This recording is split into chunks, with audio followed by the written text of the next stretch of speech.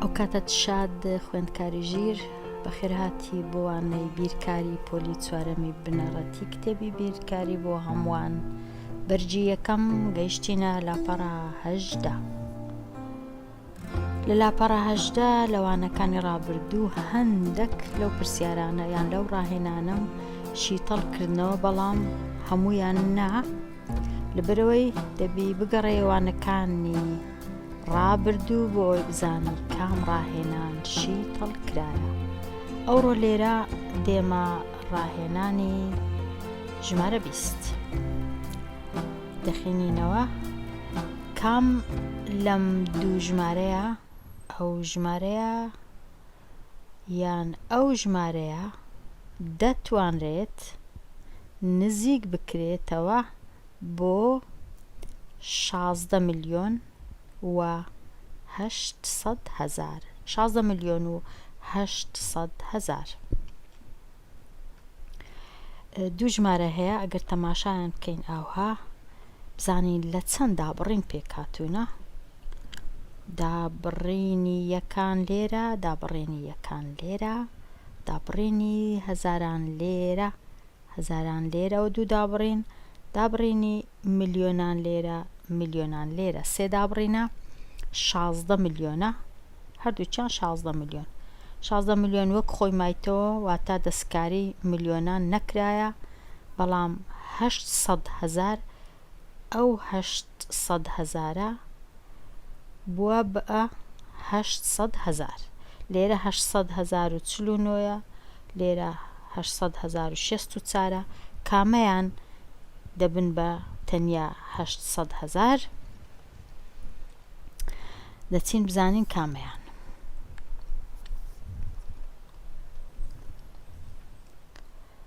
یەکەم ژمارەم هینایە لێرە دامنایە 16,800 هەزار و 864 هەزار. 16 ملیۆنەکە هیچ وەکو خۆی ئەگەر بمانەوێ نزیککردنەوەکە لە کامە خانەیە بێگومان لە خانەی 100 هەزارانە. 100 هەزارانە، 100 هەزارە کەوا بوو ئەو بیر لەو لە ڕەنووسی 8 دەکەینەوە. ئەو ژمارانەی هەموو ئەو ژمارانەی دەکەونە لای چەپی 8 واتە 6 و 1 وەکو خۆیان دێنە خوارێ دەستکاری نەکراینە. هەموو ئەو ڕەنووسانەی کە دەکەونە لای ڕاستی 8 واتە 6 4 3 8 1 هەمویان دەبنە چ؟ دەبنە سفر لە کاتی نزیککردنەوە. پاشان تەماشای هەشتەکە دەکەین. هەشتەکە ئایا دەبی بە 9 یان هەروەکو خۆی 8 دەمێنێتەوە؟ بێگومان وەڵامەکە لای ئەو شەشەیە کە هاوڕێی دەستە ڕاستی هەشتەکەیە. ئەگەر ئەو ڕەنووسە لە 4 گەورەتر بوو، 5 و 6 و 7 و 8 و 9 بوو، ئەو هەشتا گەورە دەبیتە 9. واتە ئەگەر بمانەوێ خانەی 100 هەزاران نزیککەینەوە، ژمارەکە دەبیتە 16 ملیۆن و 900 هەزار. ئەو ژمارەیە ئەگە نزیککەینەوە دەبیتە 16 ملیۆن و 900 هەزار، بەڵام ژمارەکەیمە 16 ملیۆن و 800 هەزارە کەوا بوو ئەو ژمارەیە ئەو نییە کە نزیککرایتەوە، بەڵکو ژمارەکەی دیکەیە. ژمارەکەی دیکە لە چێ نووسرایتەوە؟ ئەوەتە ئەو ژمارەکەی دی، ئەوی 16 ملیۆن و 849 هەزار و 268 کە نزیکی دەکەینەوە. دیسان ئەو دوو ڕەنووسەی دەستی چەپی هەشتەکە هەروەکو خۆی دەنووسرێتەوە، بەڵام ئەو ڕەنووسانەی دەستی ڕاستی هەشتەکە 4 9 2 6 8 هەمویان دەبنە 0 0 0 0. ئێستا دەینە لای ئەو هەشتەی. ئایا ئەو هەشتە دەبیتە 9 یان هەروەکو خۆی 8؟ وەڵامەکە لە لای ئەو چوارەیە کە هاوڕێ و جیران و دراوسەی ئەو هەشتەیە لێرە، چونکە 4 لە 5 کەمترە کەواتە هەشتەکە نابیبەنۆ، هەروەکو خۆی دەمێنێتەوە، هەروەکو ئەو ژمارەی ئاوای لێدێ. کەوابوو ئێستا کامە ژمارەیە کە نزیکرایتەوە؟ ئەو ژمارەیە نییە، ئەو ژمارەیە کە نزیکی دەکەینەوە هەشتەکە هەروەکو خۆی دێتە خوارێ، لەبەر ئەوەی چاری دراوسێ و جیرانی ژمارەیەکی بچووکە. ئەو چارە ژمارەیەکی بچووکە، ئەو هەشتا هەروەکو خۆی دێتە خوارەوە. ئەوانەی لای چەپیشی هەروەکو خۆیان، ئەوانەی لای ڕاستیش هەموو دەبن بە 0 1 لە 2 1. ئەواشی تەڵی ئەو پرسیارەش تەواو بوو. با بگەڕێنەوە لای پرسیارەکانی دیکە.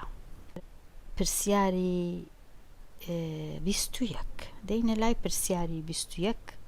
ئەو پرسیارە هەم گرنگە هەمیش سەرنجڕاکێشە.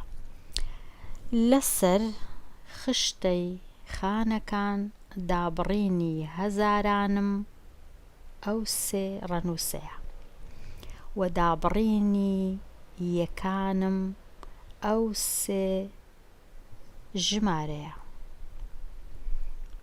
ڕەنووسی ملیۆنانم 3 ئەوەندەی ڕەنووسی یەکانە. من کام ژمارەم؟ دیسان دەیخێنینەوە. ئەو ژمارەی کە هەمانە چەند ڕەنووسیە؟ 7 ڕەنووسیە، لەبەرەوەی گەیشتیتە ملیۆنان، بەڵام نەگەیشتیتە 10 ملیۆنان. 3 دابڕینی هەیە، لە هەزاران 3 ڕەنووس هەیە، 4 7 0. لە یەکانیش دەبووە لێرە بنووسرابە یەکەکانم، نەک یەکانم، چونکە یەکانم تەنیا ئەوەیە، بەڵام یەکەکانم 3 ڕەنووسە، کێشە نییە. دابڕینی یەکەکانم بە درێژی نووسرایتەوە 3 20 500. پاشان ڕەنووسی ملیۆنان 3 ئەوەندەی 3 جار ئەوەندەی ڕەنووسی یەکانە. با بچین بزانین ئەو ژمارەیە چییە.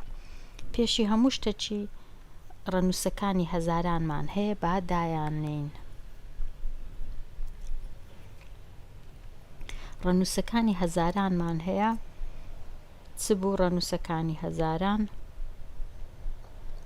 4 7 پاشان 0. ئەوان نووسرا بوو وابزانم. 4 7 0. ئەو جا دەڵێ ڕەنووسەکان ژمارەکان یەکەکانم 3 20 500. بەڵام ئەوە بە درێژی نووسرایە کە ڕەنووسەکان دادەنێت تەنیا یەک ڕەنووسی دادەنێن، 20 دانانین، 20 بەهایەکەیە، کەوابوو هەردووەکەی دادەنین. 500ش بەهایەکەیە، سفرەکان دانانین، تەنیا یەک ڕەنووسی دادەنین. ئەوە ڕەنووسی هەزاران و یەکەکان تەواو بوو. دێنە ڕەنووسی ملیۆنان. ڕەنووسی ملیۆنان 3 ئەوەندەی ڕەنووسی یەکانە، واتە 3 ئەوەندە، واتە 3 جار بەقەد 3. 3 کۆ 3 دەکات چەند؟ 3 جاران 3 دەکانەوە، 3 کۆ 3 دەکانەوە، 3 کەڕە 3 دەکانەوە، واتە لێرەش 9 هەیە. ئیدی ئەوە ڕەنووسەکەمە، ئەوە ژمارەکەمانە. کو دەیخێنینەوە 9,074,523.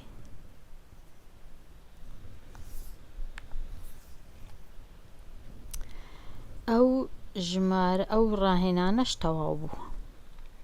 دێنە لای ژینگە و دارستان. باسی ژینگەی دارستانی کوردستان دەکا کە زۆر گرنگە و دەبی سامانێکی نەتەوەییە و پاراستنی ئەرکێکی نیشتیمانیە.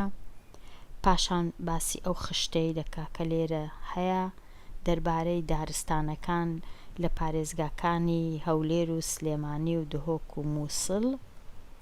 پاشان ڕووبەری دارستانەکان لێرە بە دۆنەم، لە ڕاستیدا نەمزانی دۆنەم چەندە، لە گوگڵ لۆی گەڕام بەڵام لە هەر وڵات و دەوڵەتەی دۆنم جیاوازە لە وڵاتەکەی دی نووسرابوو لە عێراق دۆنم دەکاتە 2500 مەتر چوارگۆشە، لە لوبنان و سووریا و فەڵەستین دەکاتە 1000 مەتر چوارگۆشە، لە قوبرس و یوگسلاڤیا دەکاتە کەمتر لە 1000.